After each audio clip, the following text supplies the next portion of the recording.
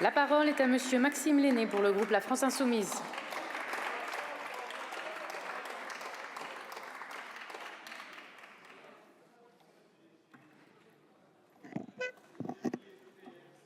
Merci.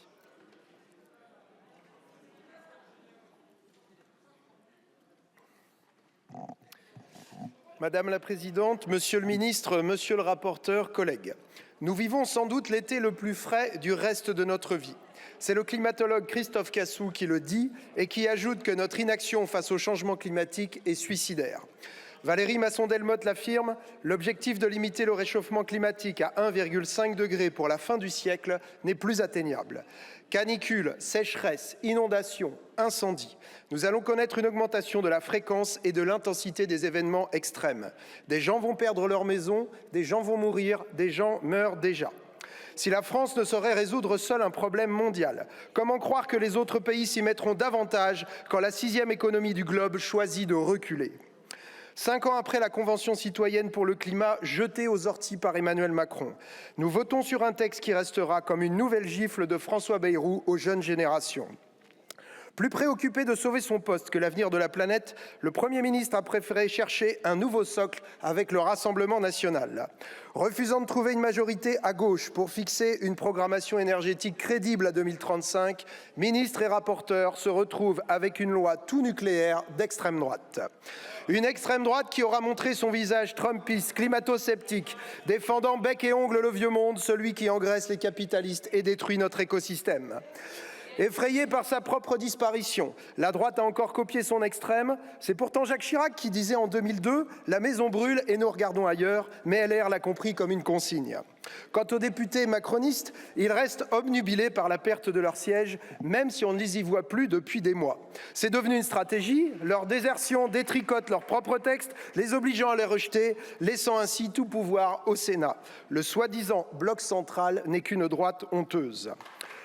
Cette proposition de loi sur l'énergie sera donc rejetée dans quelques minutes. Alors, que va garder M. Bayrou ?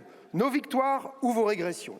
Va-t-il conserver la prise en compte de l'empreinte carbone dans la PPE, le retour d'EDF comme établissement public, le rétablissement des tarifs réglementés du gaz, l'extension des tarifs réglementés de l'électricité à tous les consommateurs et leur calcul sur les coûts du système électrique français ? Voilà des mesures utiles à nos concitoyens. Malheureusement, je crains que notre baroudeur en jet privé ne garde que les aberrations qui nous obligeront à voter contre ce texte. Affaiblissement de nos objectifs de réduction des émissions de gaz à effet de serre, impératif de sobriété divisé par 2, coup de rabot sur les rénovations performantes. En France aussi, on enterre les accords de Paris. Sur la sortie des énergies fossiles, l'arnaque est totale puisqu'il est proposé un objectif de 58% d'énergie dite décarbonée, incluant le nucléaire et les renouvelables, mais finalement sans les renouvelables. Celles-ci auront été les grandes victimes de la tornade de mensonges qui a ravagé notre hémicycle. Nous avons bien obtenu 200 TWh d'énergie renouvelable d'ici 2030. Mais sans photovoltaïque et sans éolien, le Rassemblement national pourra-t-il nous dire combien de vallées il compte noyer pour faire ces nouveaux barrages ? Ça nous intéresse.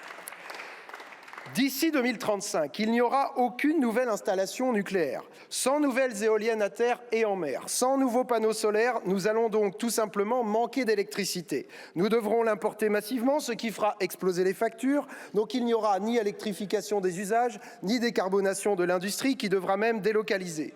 Le pouvoir sera alors tenté de prolonger nos vieilles centrales très au-delà de leur durée de vie initiale, augmentant le risque d'accident.